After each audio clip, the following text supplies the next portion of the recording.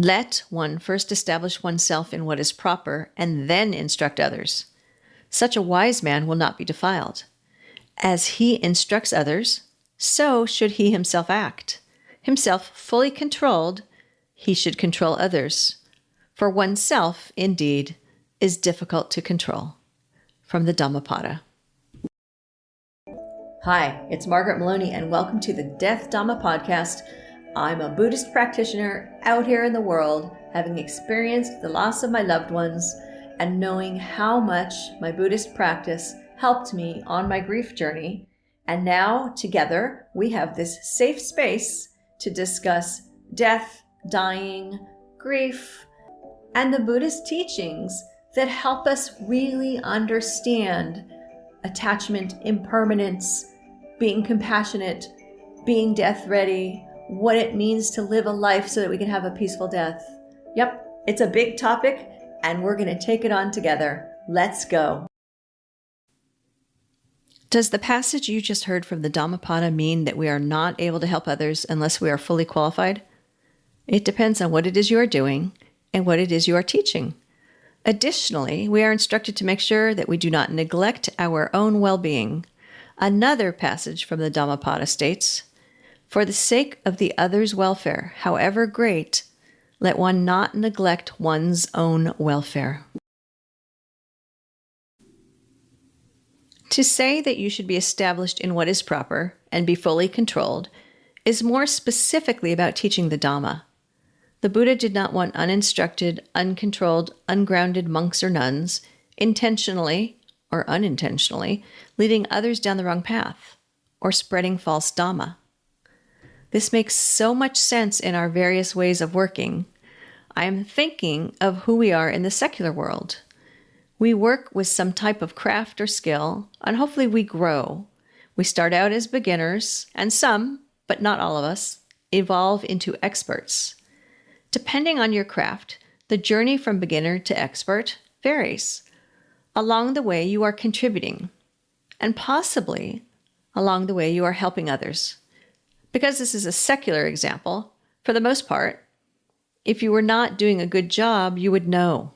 You might experience what I call career limitations, lack of recognition, demotion, even loss of your job. Now, back to Buddhism.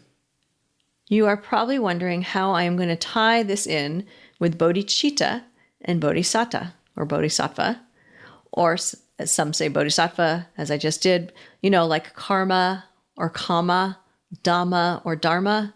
It's a Pali versus Sanskrit kind of thing. So how am I going to bring this together? Sometimes we use the term Bodhisatta to describe someone who we consider to be enlightened, possessing wisdom and compassion, living a life with the paramitas or perfections.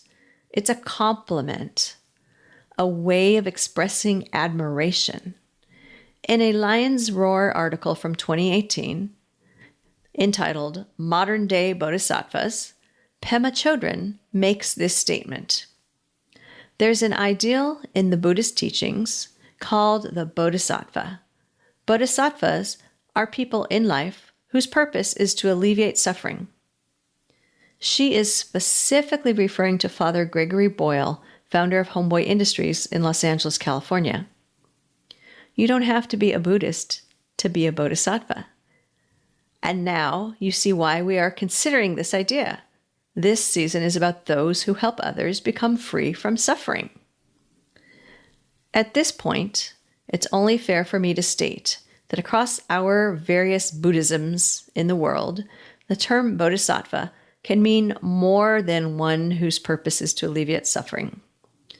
And I'm not going to take on a full expose on what Bodhisattva means across our three major ways of being Buddhist, but the term does exist in Theravāda, Mahāyana, and Vajrayāna. In the Jataka tales, the Buddha refers to himself as a Bodhisatta, because it's in Pali, so Bodhisatta, in the lives he lived before he reached enlightenment. A step on the path to becoming a Bodhisatta, he developed thoughts and the intention towards becoming a Buddha. And this is called Bodhicitta. The Buddha was the Sammasambuddha. Some of you recognize that perhaps from chanting. The Buddha was the Sammasambuddha, or fully enlightened one supreme. Only one supreme Buddha arises at a time. But to be a Bodhisatta, to have Bodhi, or wisdom, or enlightenment, and Satta means sentient being, so a Bodhisatta is one who is devoted to wisdom or enlightenment. To some, a Bodhisatta is also one who takes a vow not to enter nirvana until beings have been liberated, until all beings have been liberated. A true Bodhisattva has developed the perfections, or the paramitas, which means virtues, or excellence, or highest perfections. The list of the paramitas differs across our Buddhisms, yet consistently calls for dana, or generosity, sila, or morality, khanti, or patience, and prajna, or wisdom. To be accomplished in the paramitas means to ultimately practice these virtues for the welfare and liberation of all beings. While there is much work to cultivating these virtues, yes, you can say that a bodhisatta does help to alleviate the suffering of others.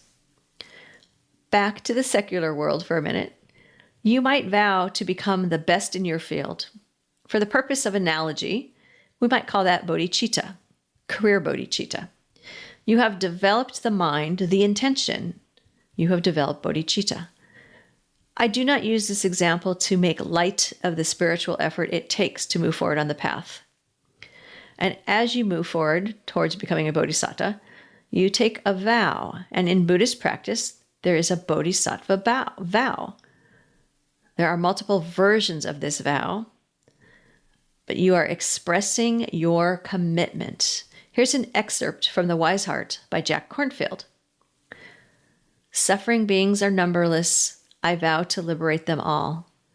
Attachment is inexhaustible. I vow to release it all. The gates to truth are numberless. I vow to master them all. The way of awakening is supreme. I vow to realize. Suffering beings are numberless. I vow to liberate them all. Again, attachment is inexhaustible. I vow to release it all. The gates to truth are numberless. I vow to master them all. The way of awakening is supreme. I vow to realize. So that is one version of the Bodhisattva vow. Who are our Bodhisattvas now? Well, the Dalai Lama comes to mind. And you could be living or working with a Bodhisattva. To be on this path, to take the vow, and to develop the paramitas means to be one who would not claim to be a bodhisattva. So when we look at someone and admire their ability to help others, to dedicate themselves to alleviate the suffering of others, we might just call that person a bodhisattva. And it is likely that the person has developed the mindset to focus on helping others. They probably do have bodhicitta. Can someone who is at the bodhicitta step still be of service to others? Or does one have to become a full-fledged bodhisattva? You know what I'm going to say, right? Just as early in learning our craft we can contribute and do good work, so can one who has developed intention to bring ease to others. No matter where we are in our practice, we have the ability to help others. What we need is to use our discernment and wisdom in order to do so skillfully. Going back to our opening passage, establish yourself in what is proper and be mindful of your welfare. Then, as you look to ease the suffering of others, select the situations where you can help and do no harm. We don't ask first-year med school students to perform complicated surgeries unassisted, right? If you're new to a cause, take your time and learn about the cause.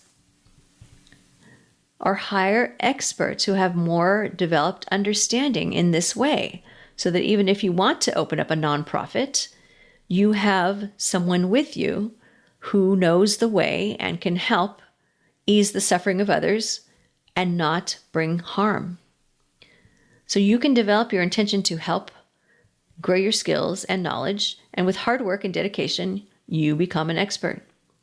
You don't need to be a full-fledged bodhisattva to help others with their suffering. This season, as we speak with individuals who are helping others, they will not all have achieved the paramitas, but they will have all set their intentions, and now they are taking action. I've got books for you, starting with Carpooling with Death, How Living with Death Will Make You Stronger, Wiser, and Fearless, the book that got me going and helped me to discuss going through the death of my loved ones, followed by Sitting with Death, Buddhist insights to help you face your fears and live a peaceful life, based on Season 1 of the Death Dhamma podcast, and just recently, Enlightenment Unleashed, how your pet can lead you to spiritual transformation, because during our lifetime, we may see the rising and ceasing of many pets, and we love them like they are our family. Find these on Amazon.com or come see me at MargaretMaloney.com. You've been listening to the Death Dhamma podcast with your host, Margaret Maloney. Thank you so much for being here. Come find me on MargaretMaloney.com, MargaretMeloni.com. And until we meet again, may you be well, may you be happy, may you be at ease, and may you be free from suffering. Bye for now.